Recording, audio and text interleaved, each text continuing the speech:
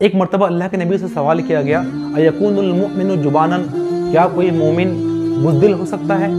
अल्लाह के नबी ने जवाब दिया, नाम, हाँ हो सकता है। फिर दूसरा सवाल किया गया, अयकूनुल मुमिनु बखीलन, क्या कोई मोमिन, कोई मुसलमान बखील और कंजूस हो सकता है? अल्लाह के नबी ने जवाब दिया, नाम। तीसरा सवाल किया गया, अयकूनुल मुमिनु काज़िबन, क्या कोई मोमिन झूठा हो सकता है? अल्लाह के नबी ने जवाब दिया, ला, मोमिन झूठा नहीं हो सकता। अस्सलामु अलैकुम व रहमतुल्लाह। हमारे अखलाक की सबसे आला सिफत सिद्क और सच्चाई है। इसी तरह हमारे बुरे अखलाक की सबसे बुरी आदत झूठ है।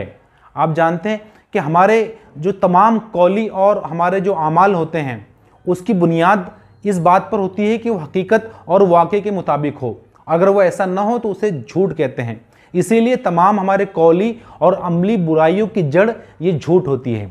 हमारे जो दिल के अंदर के मामलात हैं सिवाय अल्लाह के उसे और कोई नहीं जानता।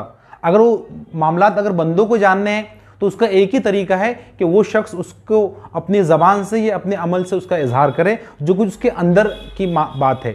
अगर अब वो इजहार अगर वो गलत तरीके पर कर रहा है, अगर वो झूठे तरीके पर इजहार कर रहा है, इसका मतलब ये है कि वो दुनिया को धोखा दे रहा है। दोस्तों, इस्लामी लुगत और इस्लामी डिक्शनरी की सबसे सख्त तरीन जो लफ्ज़ है वो लानत है, जिसकी मानी अल्लाह की रहमत से महरूमी और दूरी की होती है। पूरे कुरान में इसके मुस्तहिक शैतान और उसके बाद यहूदों और काफिरों को करार दिया गया है।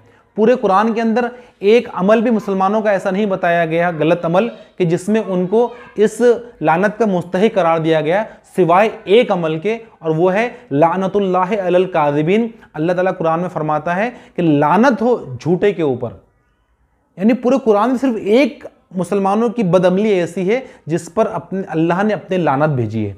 हदीसों के अंदर सैकड़ों ऐसी हदीसें हैं जिसमें झूठ के ताल्लुक से मजम्मत की गई है, झूठ से रोकने की बात की गई है।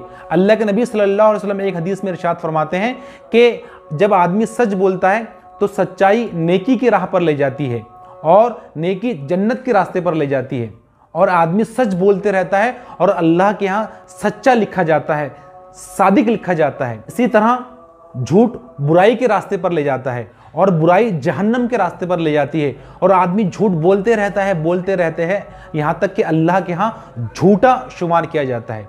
दोस्तों, इससे बड़ा एजाज़ क्या होगा कि एक आदमी के बारे में अल्लाह के यहाँ सच्चा लिखा गया, और इससे बड़ी ज़िल्लत और रुसवाई और क्या होगी कि एक शख्स के बारे में अल्लाह के यहाँ झूठा ये लफ्ज़ लिखा जाए। अल्लाह के नबी सल्लल्लाहु अलैहि वसल्लम ने जो मुनाफिक की 3 निशानियाँ बताई है, सबसे पहली निशानी ये है किसी के मुनाफिक होने की कि इज़ा हद्दसा कज़बा, कि जब वो बात करे तो वो झूठ बोलता है। एक और हदीस का मफ़हूम है कि अल्लाह के नबी सल्लल्लाहु अलैहि वसल्लम से सवाल किया गया कि अयकूनुल मुमिनु जुबानन, कि ए नबी सल्लल्लाहु अलैहि वसल्लम ज़रा बताएं क्या मोमिन बुज़दिल हो सकता है?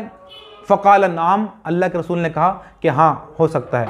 फिर और सवाल किया गया, अयकूनुल मुमिनु बखीलन, क्या मोमिन बखील हो सकता है, कंजूस हो सकता है? अल्लाह के रसूल ने जवाब दिया, नाम, हाँ हो सकता है। तीसरा सवाल जो अल्लाह के नबी से किया गया कि अयकूनुल मुमिनु काज़िबन, क्या मोमिन झूठा हो सकता है? अल्लाह के नबी सल्लल्लाहु अलैहि वसल्लम ने इरशाद फरमाया कि ला, मोमिन झूठा नहीं हो सकता। दोस्तों, एक हदीस तो इतनी अहम है कि जहां ईमान के बिल्कुल मुनाफी करार दिया है झूठ को। अल्लाह के नबी का इरशाद है कि एक शख्स का, एक मुसलमान का ईमान मुकम्मल हो ही नहीं सकता जब तक कि वो झूठ को हर तरह से ना छोड़ दे, यहाँ तक कि वो मजाक में और झगड़े में, जिसमें वो हक पर ही क्यों ना हो, उसके अंदर भी झूठ ना बोले। तो दोस्तों, ये कुछ हदीसें मैंने आपके सामने झूठ की बुराई और उसकी मजम्मत के ताल्लुक से पेश की। ऐसे सैकड़ों हदीसों की किताबों के अंदर मौजूद है। मैं अब आपके सामने झूठ की कुछ किस्में बयान करना चाहता हूँ।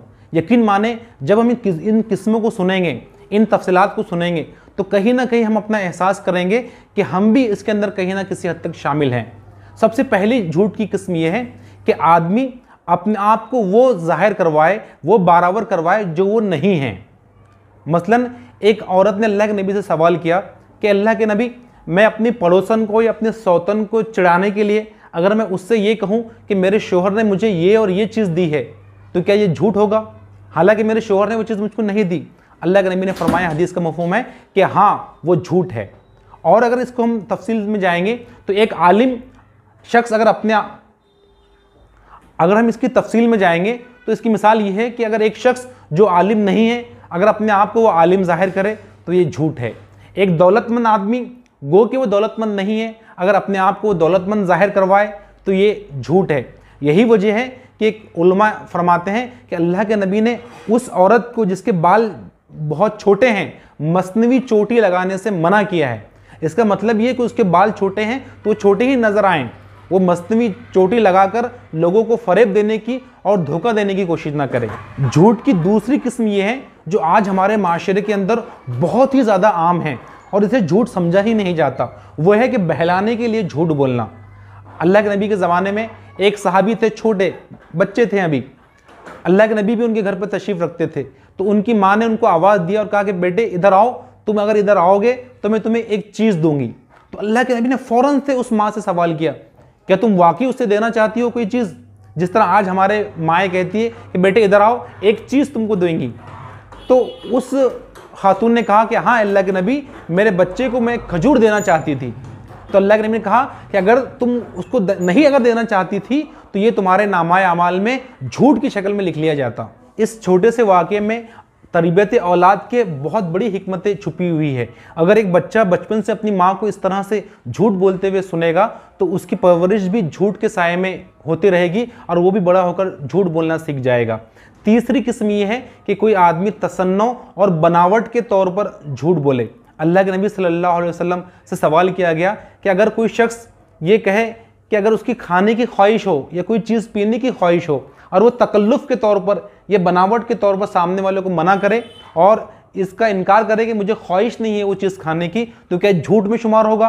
तो अल्लाह के नबी ने फरमाया कि हाँ, ये चीज़ झूठ में शुमार होगी। चौथी झूठ की किस्म ये है कि आदमी लोगों को हंसाने के लिए झूठ बोले। ये बुराई भी आज हमारे माशरे के अंदर बहुत आम है। अल्लाह के नबी सल्लल्लाहु अलैहि वसल्लम ने फरमाया कि कोई शख्स अगर लोगों को हंसाने के लिए अगर झूठ बोलता है तो उस पर अफसोस है, उस पर अफसोस है। तो दोस्तों, आज हम देखते हैं कि दोस्त अहबाब की महफिलें हैं, चाहे वो लड़के हो लड़कियां हों, छोटे हो बड़े हो बच्चे हों, ये खूब हंसी मजाक करने के लिए, खूब इंजॉय करने के लिए एक मनगढ़ंत वाक़यात बयान करते हैं, ऐसे चुटकुले बयान करते हैं जिसका हकीकत से कोई ताल्लुक़ नहीं होता। हालांकि इसका शुमार अल्लाह के नबी ने झूठ में किया है। झूठ की और एक ख़तरनाक किस्म ये है कि एक आदमी किसी दूसरे आदमी को सच्चा समझता है, फिर वो दूसरा आदमी उस पर एतबार करता है और भरोसा करता है, लेकिन अचानक फिर वो दूसरा आदमी उसको झूठ बोलकर धोखा दे देता है। तो अल्लाह के नबी सल्लल्लाहु अलैहि वसल्लम का फरमान है कि ये इंतहाई दर्जे की झूठ और ख़यानत है कि एक आदमी झूठ कहे लेकिन सामने वाला उसको सच जाने। झूठ की सबसे बदतरीन और ख़तरनाक किस्म वो है कि जिससे किसी के हुकूक और उसकी इज्जत और आबरू को नुकसान पहुँचे। ये इतनी ख़तरनाक किस्म है झूठ की कि कुरान ने इसका नाम बदलकर ज़ूर और इफ़्क रख दिया है। ज़ूर और इफ़्क के अंदर वैसे तो तमाम किस्म के झूठ शामिल है, लेकिन खुसूसन इससे मुराद झूठी शहादत ली गई है। एक मरतबा अल्लाह के नबी सल्लल्लाहु अलैहि वसल्लम काबे की एक दीवार से टेक लगाकर बैठे हुए थे, साहबा आपके गिर्द जमा थे। अल्लाह के नबी ने सवाल किया, क्या मैं तुम्हें ना बताऊँ सबसे बड़ा गुनाह क्या है? साहबा ने जवाब दिया, क्यों नहीं अल्लाह के नबी, आप ज़रूर बताएं कि सबसे बड़ा गुनाह क्या है। अल्लाह के नबी ने कहा कि शिर्क और माँ बाप की नाफरमानी। उसके बाद अल्लाह के नबी सल्लल्लाहु अलैहि वसल्लम जब दीवार से टेक लगाकर बैठे हुए थे, सामने आ गए, फिर अल्लाह के नबी ने और कहा कि सबसे बड़ा गुनाह शिर्क और नाफरमानी। फिर आपने कहा उसके बाद कि झूठी गवाही, झूठी गवाही, झूठी बात। और ये बात अल्लाह के नबी ने इतने मरतबा कहा कि सहाबा ये ख्वाहिश करने लगे कि अल्लाह के नबी अब खामोश हो जाएं। तो दोस्तों, किसी के ताल्लुक से कोई झूठी गवाही देना और ऐसी गवाही कि जिसकी वजह से उसकी इज्जत मजरू हो जाए, उसके नामोस पर आंच आ जाए, तो ये इंतहाई दर्जे का बदतरीन किस्म का झूठ है। झूठ की और एक आखिरी किस्म ये है, वैसे तो और सारी किस्में हो सकती है, लेकिन जो किस्में आज हमको अहम बताना है, आखिरी किस्म ये है कि बिला तहकीक किसी बात को आगे बयान करना। आप इस बात से इत्तेफाक नहीं करेंगे कि आज कितना हमारे माशरे में आम है कि एक बात फ़ौरन से हमने सुनी, वो सुनाने वाला चाहे बच्चा हो, चाहे बेवकूफ़ किस्म का आदमी हो, चाहे उस पर एतबार की वो लायक ना हो, लेकिन फ़ौरन से कुछ लोगों को और बहुत सारे लोगों को ये उत्साह होता है कि फ़ौरन से वो बात उन्होंने सुनी और उस बात को वो उन्होंने आगे बढ़ा दिया। और ये अफवाहें कभी कभी बेइंतहा नुकसान पहुंचाती है। अल्लाह के नबी ने फरमाया कि कफ़ा बिल मरई, कि आदमी के झूठा होने के लिए इतना काफ़ी है कि हर सुनी सुनाई बात को वो आगे बढ़ाएं।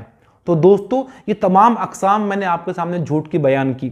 अब हम अपना एहतसाब करें कि हम कौन सी किस्म का झूठ बोलते हैं, और यकीन माने कभी ना कभी कहीं ना कहीं हम झूठ बोलते हैं। और इसकी संगीनी का मैंने जिस तरह आपको शुरुआत में बताया कि कितना बड़ा गुनाह है, ये कितनी बड़ी अखलाकी ख़राबी है। तो दोस्तों हम इससे बचने की कोशिश करें और दूसरों को भी बचाने की कोशिश करें। जज़ाकल्लाह, शुक्रिया।